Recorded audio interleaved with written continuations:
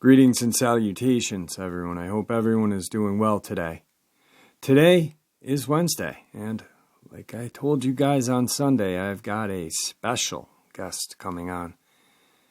Before we get into today's upload, a couple links. As you know, I rely on my Patreon, my PayPal, and my merch store to help the channel to continue to grow and go. The links to those are in the description below.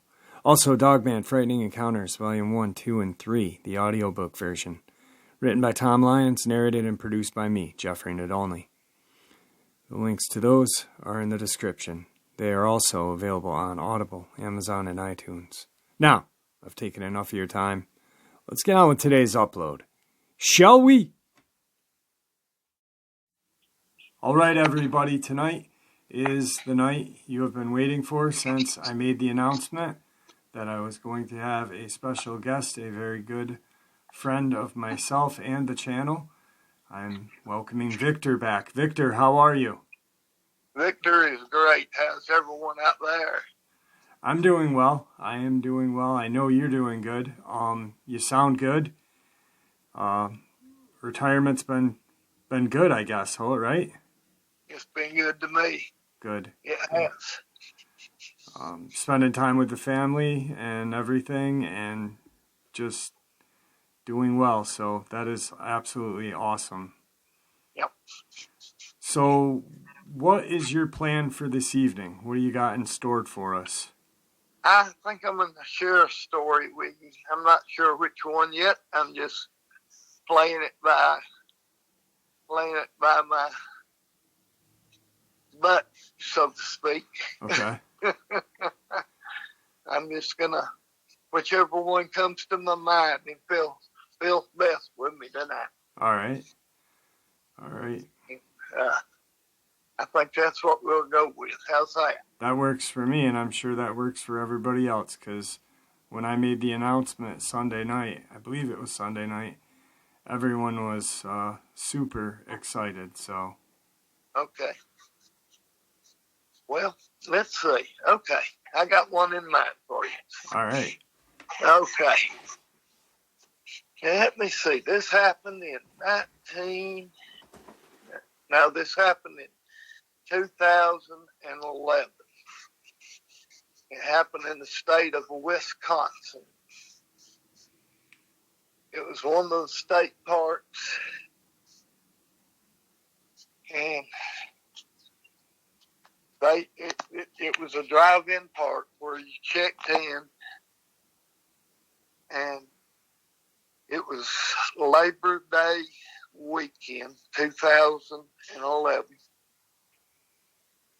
And people was checking in left and right, and they wasn't expecting a full house at this particular park. And it was filling up very fast. And they didn't know that they had enough staff on hand to cover everything that they needed to cover. And they had called out to the state and asked for more help, and they didn't have more help to send, said they was on their own. And they had 4 officers and 2 part-times at this park. And everything was going well first night. Nothing happened. They had 3 spaces left open, and they had a capacity of 88 places in this park. Never had a lick of trouble in this park. Nothing had ever happened. You know, they'd had some minor run-ins with skunks, and I think they'd said a couple of times they'd even had a bear in there a time or two. But, you know, it wasn't very often that you even see a bear in Wisconsin. And so, you know, this was a place where there never was any trouble. Let me get me a drink real quick. I'm sorry. Yeah, no worries.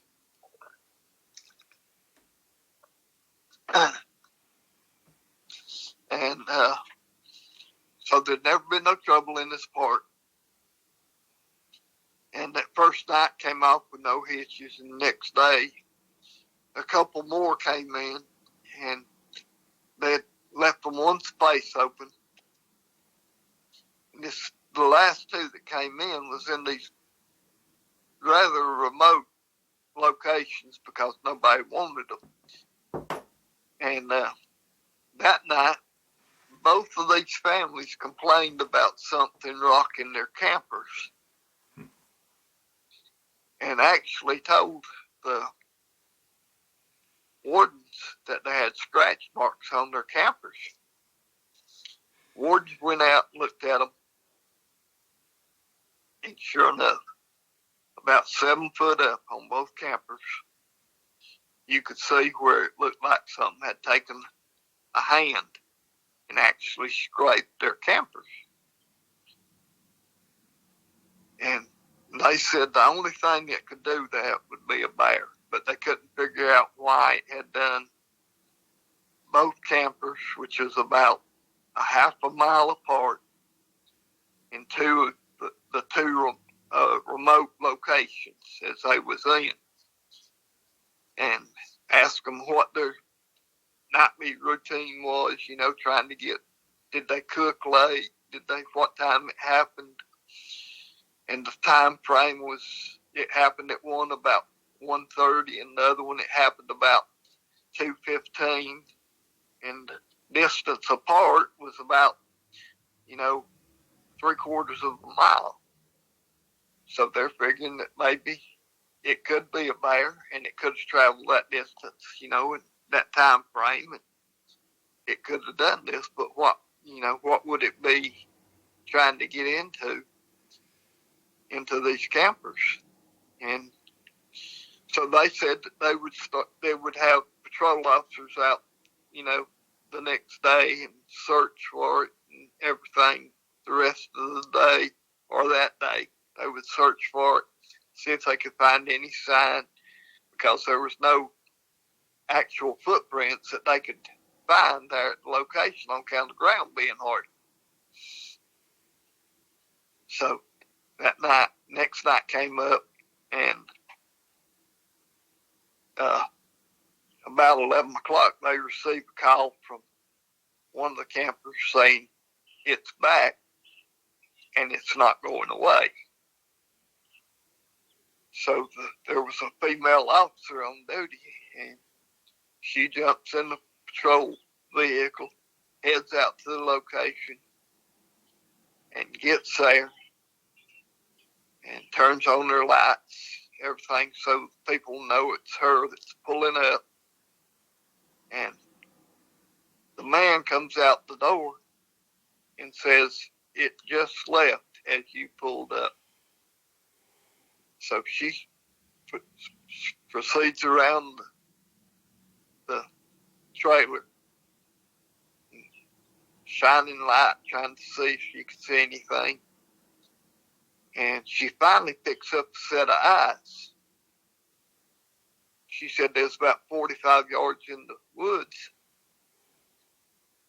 And she said it was about 7 foot off the ground. And she gets on her radio and calls for more wardens to come to the location. And she stays there trying to keep light on its eyes because it's not moving. And she's trying to stay there and watch it. And just as the other wardens start to pull up, it starts to move away. She can't find its eyes anymore. So she don't know where it's at. She just says that she can't see it anymore.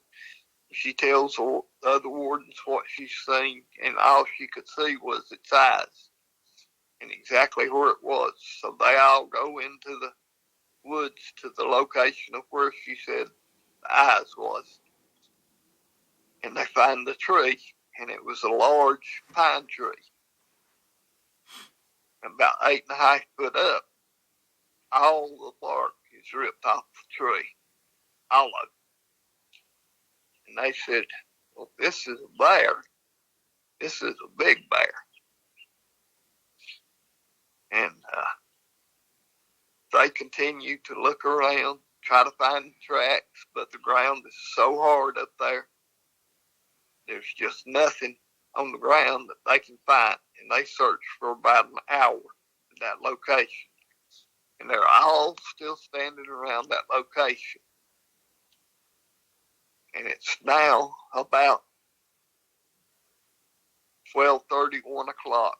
I'm doing this out of memory, out of the file. It's about 12:30 or 1 o'clock. They get a phone call. And it's the other remote camper in the other location. And they say that the bear or whatever is at their location. And it's tearing the metal off their trailer. Can they please hurry over there? So they hurry, all of them load up, leave that location, go to the other location, cut their lights before they ever get there, trying to get there and then not know. They tell people what they're going to do. Tell them just stay as far away from where they can in the camper. They get to the location, cut their lights before they get there. And they stop several hundred yards short of it and start to walk in. And they can hear it ripping the trailer. So they hurry up, got their guns. A couple of them have shotguns. The rest of them pistols only. And they approach the trailer, and all of a sudden they turn on their lights, and they see this thing at the back corner of the trailer. On the side they're approaching, ripping at the trailer. And they described it as a 8-foot tall dog. Said it had a tail. It had a canine head and had an upper body like a bodybuilder. That's the description they gave. Said they was afraid to shoot because they didn't know where the people was in the trailer, for sure. And so when they hit it with the lights, it turned and looked at them. They seen it in the lights for maybe 5 to 10 seconds.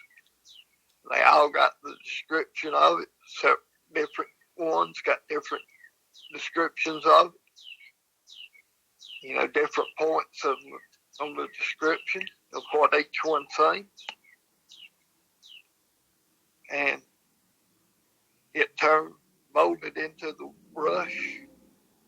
The ones with the shotguns, 3 of them went after it, trying to find it in the brush. The other 2 went to the trailer to check on the people. And they got to the people and they was terrified because it had actually ripped a hole in to the side of the trailer on the back that it could have stuck its head into had it wanted to. But it hadn't tried to enter that way. But they left later that night, left the trailer, and I don't know exactly the details of where they went to. I know they left the trailer there overnight, and as far as I know, it was left for us to do studies on for several weeks. We had it after that. And they never did find it. But they knowed who to call and made a call to us on that night, which was Saturday night, and we had myself and a trainee there midday Sunday. And when we got to the place, they gave us all the details. We looked at the trailer, and I knowed what it was by the description they gave and by the scratches on the trailer and on the other trailer and how it had tore into it. I knew that it was a Dogman.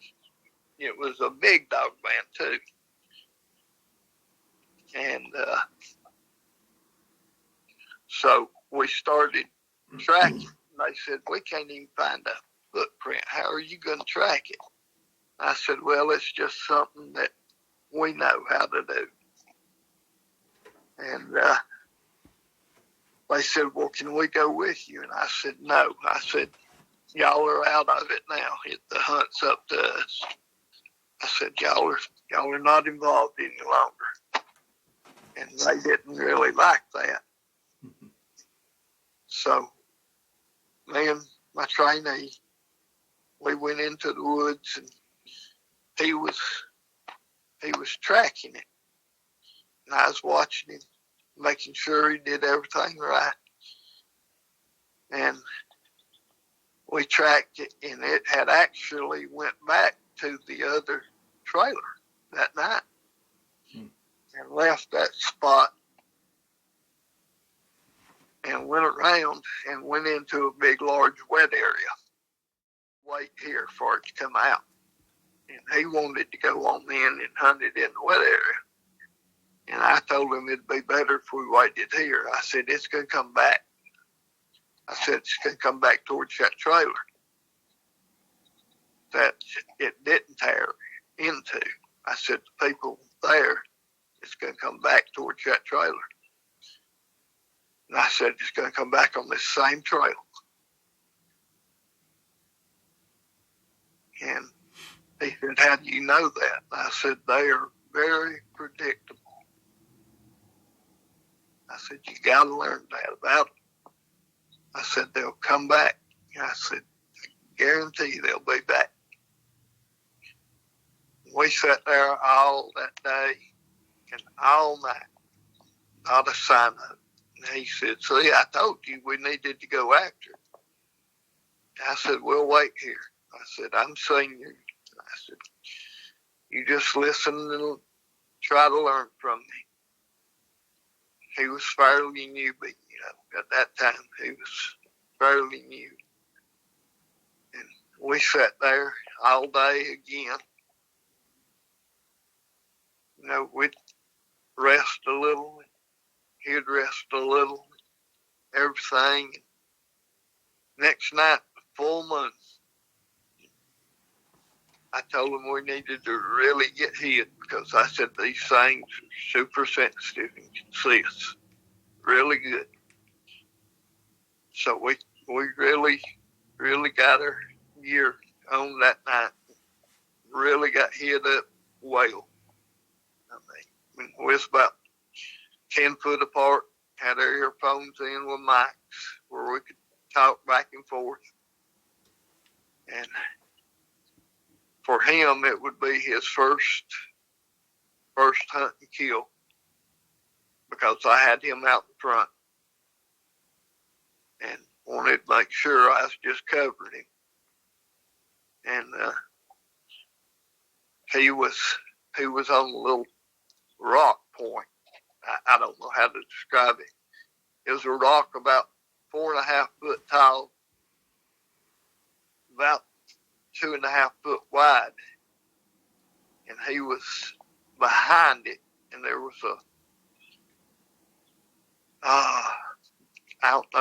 another little rock outcropping to the right of it that kind of blinded it from the right side.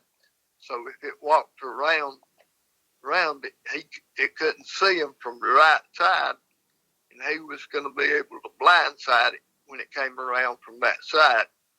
and it wouldn't know it was there till it was in his dead sight. There was nothing it would be able to do. He'd have his rifle up and ready, and, it would be dead in his sights, nothing he could do. The Dogman would have nothing he could do to get away from it, unless he froze or something like that happened. And I was 10 feet away, so nothing he could do. If he didn't get him, I would. So we waited, about 3 o'clock in the morning. He whispered, "You hear that?" I said, "Yeah." I said, "It's him. He's coming. Get ready." I watched him. He raised his rifle, got in position. I was trying to watch up the trail to see if I could see him coming. I couldn't see him coming. And watched, kept hearing it. Couldn't see it. Finally, it sounded like it was right on top of us. And couldn't figure out where it was. Kept hearing it walk and couldn't see it. And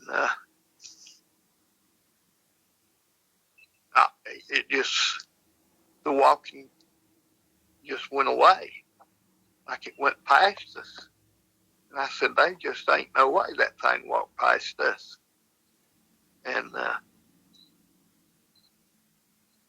the walking was getting so faint that I turned and looked down the trail going away from us to see if I could see it. And I couldn't see it going away from us. And I said, "Well, there's another trail somewhere." And I whispered to him, I said, "There's another trail." I said, "It's got to be further out in front of us that we can't see." And I said, "I want you to go to your right, get up, go right, and go 20 yards straight away from us. And I'm going to go out to my left. I'm going to go 40 yards and see if I see it going away from us." And I said, "If you see it, shoot." I said, "Don't wait on me, shoot." And I said, "You go first." And I let him go first where I could watch him and cover him. I watched him move out, watched him through the moonlight, and he moved out there. He stayed low to the ground, and I was watching him the whole time. And he got out there, and he squatted, looked, gave me the signal. "Nothing," he said. He whispered, "Nothing." And I got up and started to move. And I made my first step. And there was this terrible scream. And I froze in my tracks. And I looked back in behind him, and it wasn't 6 yards behind him.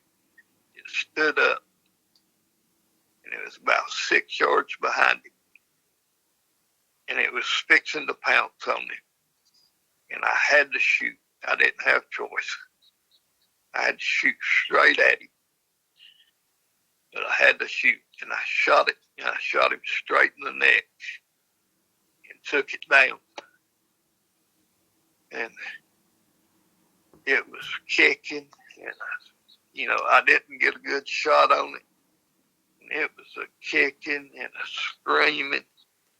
He came up and went one direction, and that was away from it. And he was wide open leaving there. My trainee was leaving there, and he wasn't having no part staying close to it. And finally, I was hollering at him to stop. I said, "It's down. It's not going to do anymore." I was trying to tell him, "Stop, come back. And he finally stopped after he ran about another 45, 60 yards maybe. And we both walked up on it. And I told him to go ahead and shoot it and kill it. He did.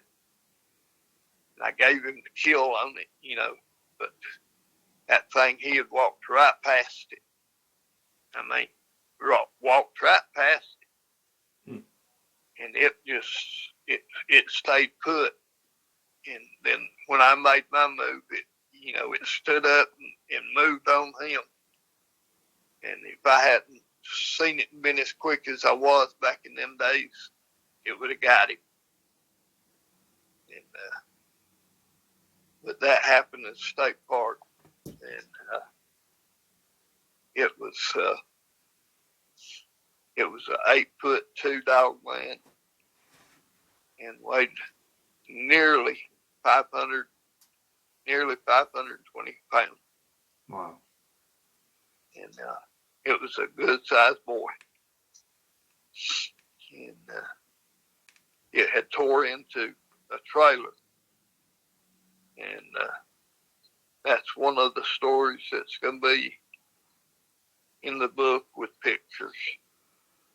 I've got a bunch of pictures from that one. I've actually got the Dogman picture. And I've got the pictures of the trailers, most trailers. And y'all will be surprised when you see the pictures. Yeah, most definitely. Most definitely. How is the book coming along? Are you, I know you typed out a lot last time we talked. Do what now? I said, I know you had been working. I know you wanted to do it every day. That was a lot, you know, back a couple months ago. Yeah. How I've slowed down on it some. I've got, I think I've got 22 chapters done. Wow. And I'm going to have, I've decided on 35. Okay. For it. So I like 13. And right now I'm trying to do one a week. So I slowed down a little on kind of what the doctor told me to do. And, but that's helped a lot, just slowing down on what I've done. Yeah. So yeah, it's helped me. Yeah, you can definitely tell, you know, like. And that's made a big difference in my life. Yeah. So, it's not that I don't want to do things, it's that I needed to change in my life. And it's worked. So, I'm not having 7 nights and nightmares now. I'm down to maybe 1 a week, 2 a week. And I'm able to wake myself up out of half of them that I have now and just have one that's devastating a week. So I've came a long way on the nightmares. Yeah, I mean, when we first met, that's during the Q&A, you know, people were asking you how you dealt with them, and you couldn't at that time. And you just sound so much better, you know, honestly. Like, when I talked to you for the first time in a couple of months on Sunday, it was like I talked to somebody completely just revitalized, you know? Yeah. It's made a big difference in me to back off and slow down on it and not relive it as much as I was. Right. And like you said, the book, I'm sure the book, pushing that out and typing it and you know, kind of not really reliving it, but reliving it probably helped out a little bit too as well. Yeah. That's great. But cutting down on trying to push it through as fast as I wanted to and slowing down on it has helped me a bunch. Yep. So and spending time it's just with the going to take me a little longer to get it done. But I'm proud that I'm getting it done, and it'll be out, a little later than what I'd planned on, but it's coming, and with pictures. Yeah. I've even got the cover of the book. It's going to have a picture of Sebastian on it. That's going to be great. I'm looking forward to it, and I know everyone is. Yeah, I hope so. I hope it does well. I'm sure it will. I really am. I truly feel that. I just, comments alone, people are, waiting. People really wanted to hear you again. They respect and love what you got to say, so I'm sure it will do well. When we talked about, I knew it was going to be very long, chapter-wise. Yeah. Or do you still plan on breaking it down into the audiobook, Yeah. like 4 or 5? We're going to break it down in the audiobooks, probably do 8 chapters at a time on audiobooks, 8, 16, 24. May do 9, 18, 24, 9, 18, 27, 36. May do 9, 9, and whatever's left. Yeah. In audiobooks. And then may do a second one if the first one does well. Yeah. I mean, and as long as it's helping you too, mentally is the best part of it, so. Yeah. Just like the doctor said, slow down on it. Yep. He said reliving it every night's not a good thing. Yeah, because, I mean, you were going every night, you were typing. Yeah. And just... Yeah, every night and every day. That's typing. So, but now I'm not. I'm getting out and doing other things. And well, it's time. It's a big difference. You earned the retirement. You earned the time to enjoy your life at this point, Yeah. Yep. So. And I am enjoying it. Trust me, I am. I mean, I've gone fishing. I've hunted a little. I've even played golf. That would be a very interesting sight to see.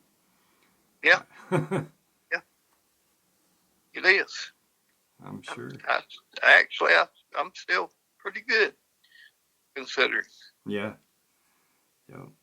Well, I mean, you sounded, like when I spoke, like I said, you sounded better, you sounded happier, and you are. You're just, it's great to have you back a little bit, just to hear you talk, and, your whole life had been dedicated to this, from being a young man, to, 40 years of fighting these things. I'm age 23. Yeah. Yeah, it's a long time. So, well, a long time. I don't know when you want to come back, but you're always welcome back. You know that. I'm sure there's going to be a ton of people in the comment section psyched about the book. So, but you're always welcome back, my friend. And is there anything that you want to say to everybody beside the normal of just getting out there? Or? I just miss coming on as often as I used to, but I've had to do it for myself, and don't think that I don't enjoy coming on, because I love coming on that show, and I truly miss coming on as often as I used to. But I listen to every one of Jeff's shows. It's the only one that I do listen to. And for my sanity, it's I should according to my doctor, I shouldn't listen to any of them, but I do listen to Jeff's, and I listen to them religiously. I might miss one every now and then, but I catch up on them when I do miss them. Right. And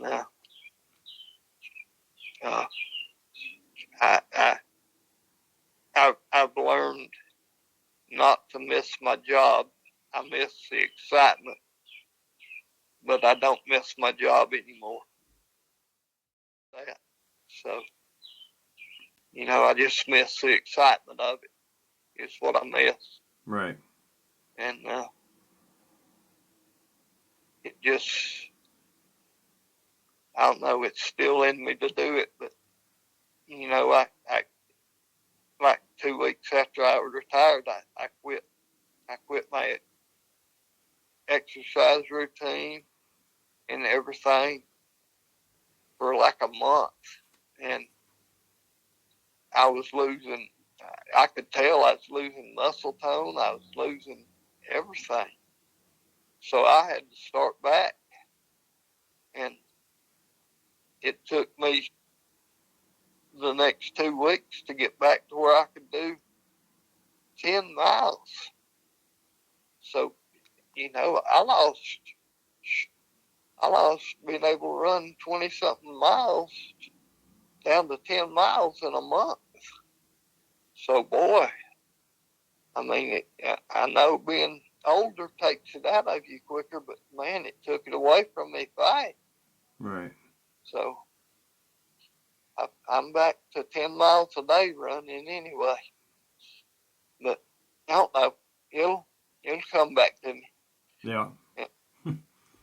I got a proposition. What's There's a that? couple of things, stories that I want to send you to check out. Okay. And I'll send them to you. And then we don't need an exact date today. We'll just plan for the future. Just, so you can maintain your regimen with the doctor and everything. But I want you to check out these stories. And then I want you to come back. And I'd like to have kind of a discussion with you about a couple of these stories. And get your take on what you think, and just kind of bounce things off of each other if that's something you're interested in. I'd be glad to. All right, that sounds like a plan, my friend. Definitely. Okay. Well, it's always great having you on, and I'm looking forward to the next show, because I think this will be really good. There's some videos of mine that I want you to, listen to again, talk about those, but there's one in particular that I want to have a kind of an open discussion about, and I think it's time that happens. So, but with that, I'm going to give you the night off, my friend, all right? Okay. All right, I'll talk to you soon. And thank you for coming back, man. I really appreciate it. I do. Well, thank you, Jeff, for having me on, and I truly enjoyed every time I'm on with you. And thank everybody out there, and everybody go out. You're safe out there, people. You're safe. Chances of you meeting one is hundreds of thousands to one. So get out there, enjoy yourself in the wild, and just remember what I said if you do have an encounter. Just do what I said.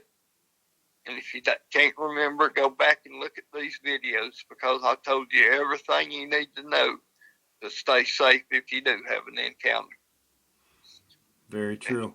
Very true. God bless everybody. Y'all enjoy yourselves out there. Jeff, you have a good night. And for now, I'll say goodbye. All right. Thank you, my friend. Good night. Good night. Wow. I cannot wait until that book is out. I know it's going to be amazing, and I just can't wait, because finally there's going to be a book that people can turn to for answers. And I don't know. I don't know what's gonna... I hope nothing bad happens to Victor about it, but it's a chance he's willing to take. And I know that he is excited to do it as well. And I'm very excited about our next upload together, because there's a couple of things that I want to talk about. A couple of videos from my channel. I really want to help a couple of people that have been going through some stuff. But there's just this one video that I just... Oh, God, I cannot wait. I think I'm going to have... Maybe I'll have a couple other people come on. Not at the same time, but different times, to just kind of tear it apart. Anyway,